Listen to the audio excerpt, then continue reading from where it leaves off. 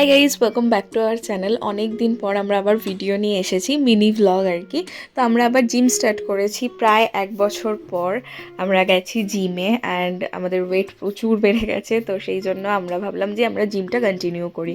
তো দেখো, আমরা এখানে সাইক্লিং করেছি, কার্ডিও করেছি, ওয়ার্ম আপ করেছি। তো সব ভিডিও তো সেভাবে দেওয়া যায় না এক্সারসাইজ করতে করতে। তো যাই হোক, যদি সেরকম ডিটেলস ভিডিও চাও, আমরা একটা ভিডিও তোমাদেরকে শেয়ার করে দেবো। আর সারাদিনে কি কি ডায়েট ফলো করি, কিভাবে কি রুটিন মেনটেন করি, প্রত্যেকটা আমরা একটা ডিটেলস ভিডিওতে তোমাদের শেয়ার করে দেবো। যাই হোক, যখন জিম থেকে ফিরছিলাম প্রচন্ড আকাশ মেঘলা ছিল, আর বাড়িতে জাস্ট ঢুকতে না ঢুকতেই দেখো প্রচন্ড বৃষ্টি, মানে এতটাই বৃষ্টি পড়েছে পুরো ছাদ ভিজে গেছে। দুদিন ধরে যে গরমটা না পড়েছিল, সেই গরমটার পরে এই বৃষ্টিটা ওয়েদারটা দারুণ করে দিয়েছে। কাদের কাদের জায়গায় বৃষ্টি হচ্ছে আমাদেরকে প্লিজ কমেন্টে জানিও। আই গেস এই বৃষ্টিটা এখন সব জায়গাতেই হচ্ছে।